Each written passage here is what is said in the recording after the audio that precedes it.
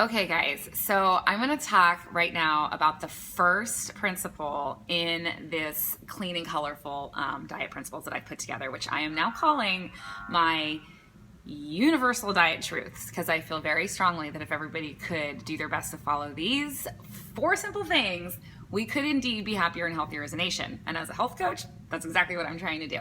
So the first one is eat less processed food. I think we kind of know that you should probably eat less processed food, because usually what's processed is things that don't really look like they're that good for you. But let me give you a little bit of insight into why and exactly what I mean by this. Because what's wrong with processed food? It's food technology, right? There's really smart scientists out there playing in labs and trying to get really clever.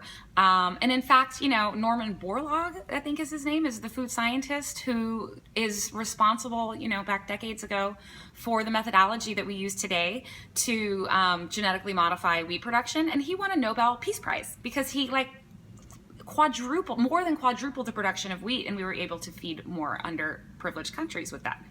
So what's wrong with food technology if people are winning awards?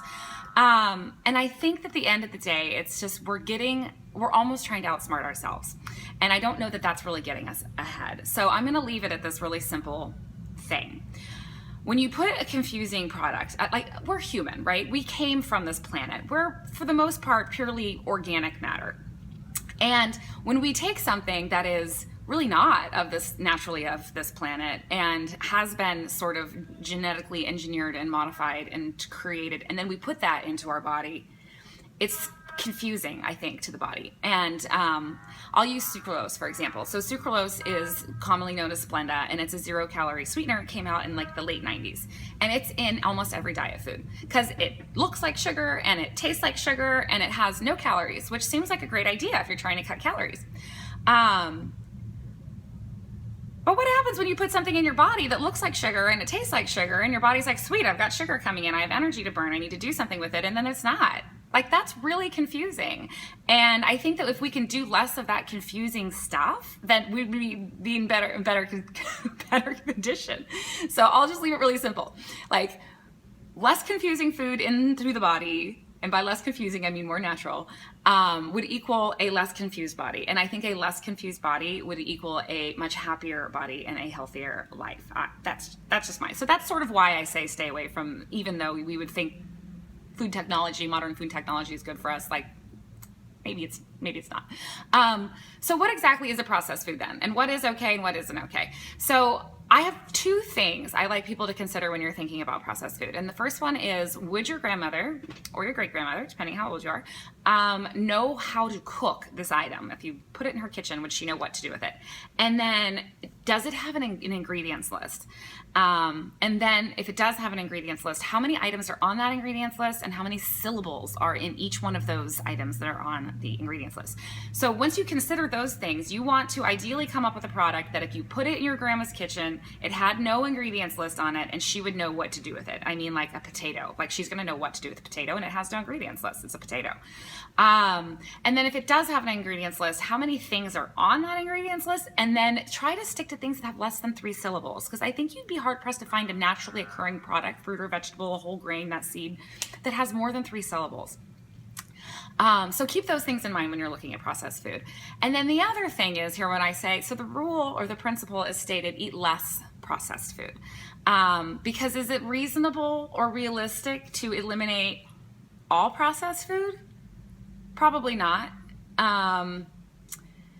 So there's that fine line, right? So I use processed food probably almost every day. I'm not perfect, none of us are.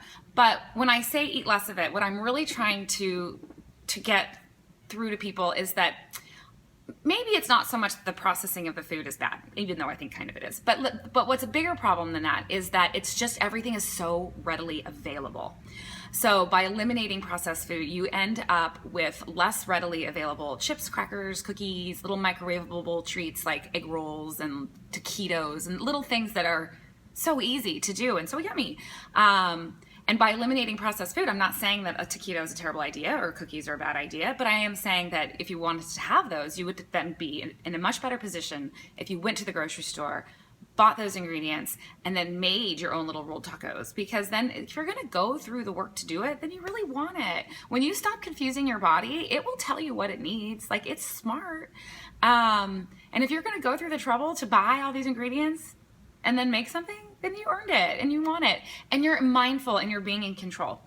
So I think one of the larger issues beyond the confusion of our bodies is that the readily available of highly processed food, and then the mindless snacking and the consumption of those foods that come along with it.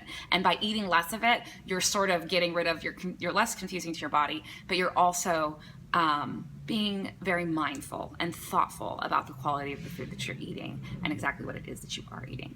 So that is the first and most definitely the longest of these universal diet truths, which I've wrapped up into the clean and colorful concept. If you have a minute, watch the next video. I'm going to talk about how to eat all 5 colors every single day. Talk to you soon.